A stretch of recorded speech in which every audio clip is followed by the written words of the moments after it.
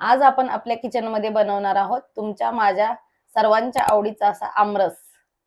नमस्कार, ताईच्या किचन मध्ये आपले सर्वांचे स्वागत आहे। आमरस बनवण्यासाठी आपण 5 आंबे घेतलेले आहेत। हे आंबे 3 ते 4 तास आपण पाण्यात ठेवले होते, कारण आंबा गरम असतो त्यामुळे आपल्याला ते आधी 3 ते 4 तास पाण्यात ठेवावे लागतात आणि नंतर ते स्वच्छ धुवून पुसून घेतलेले आहेत। हात आपले स्वच्छ धुवून घ्यायचे आहेत, कारण आपण हातानेच आंब्याचा रस काढणार आहोत। मिक्सर मध्ये आमरस बनवणार नाही आहोत आपण।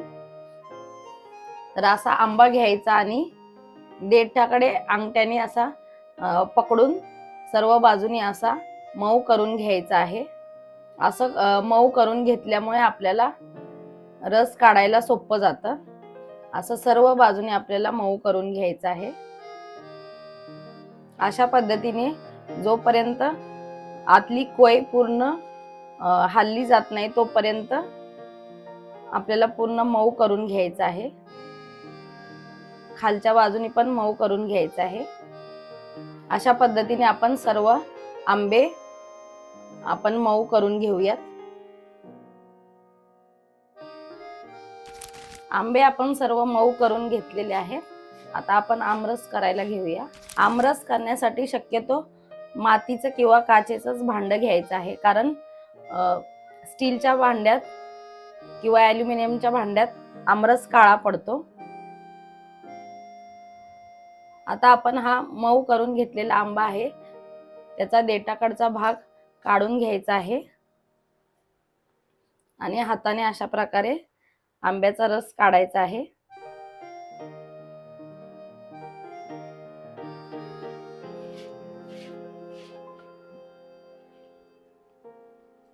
आधी आपण सालीतला रस काढून घेऊया।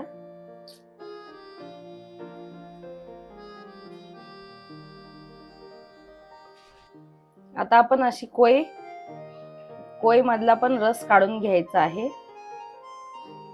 आम्ही लहान असताना गावी गेलो की मोठी माणसं आमरस करायला बसले की आम्ही कोय आणि साल खाण्यासाठी बाजूला बसून राहायचो। तुमच्या काही आमरसच्या आठवणी असतील तर त्या पण तुम्ही कमेंट करून सांगा।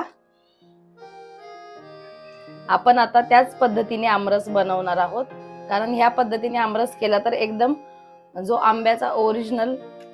आंब्याची जी ओरिजिनल टेस्ट आहे ती आपल्याला लागते। मिक्सर मध्ये फिरवून घेतल्यावर ते एकदम म्हणजे पेस्ट सारखी लागते। आपल्याला थोड्या लोकांसाठी करायचं असेल तर ह्याच पद्धतीने करायचं। जर पाहुणे वगैरे येणार असतील तुमच्या घरी, जास्त करायचं असेल तर तुम्ही मिक्सर मध्ये करू शकता, पण मला तर हाच पद्धतीचा आमरस आवडतो। मी भरपूर आंबे आणि भरपूर आमरस खाल्लेला आहे लहानपणी। सर्व आंब्यांचा आपला रस काढून झालेला आहे। आता आपण त्यात थोडंसं पाणी घालायचं आहे। आपण यात दूध घालणार नाही आहोत आणि त्यात थोडी 2 ते 3 चमचे साखर घेतलेली आहे। जर आंबे जास्त गोड असतील तर साखर नाही घातली तरी चालेल। आणि त्यात आपण 2-3 वेलदोड्यांची पूड घालणार आहोत आणि आता आपण रवीने थोडं घुसळून घेणार आहोत।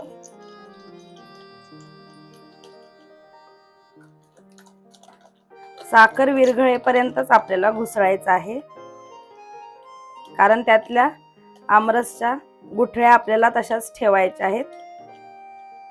तुम्ही साखरेऐवजी पिठी साखर पण घालू शकता।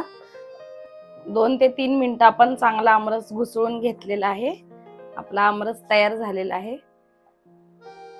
तुम्ही बघू शकता, आपल्याला अशीच कन्सिस्टन्सी ठेवायची आहे। आपला आमरस तयार झालेला आहे। आमरस तुम्ही फ्रीज मध्ये ठेवून थंड करून पण सर्व करू शकता, नाहीतर असं पण खाऊ शकता। आणि अशाच छान छान रेसिपींसाठी तुम्ही चॅनलला सबस्क्राइब करा, लाईक करा आणि जास्तीत जास्त शेअर करा, आणि व्हिडिओ आवडले असेल तर कमेंट करा।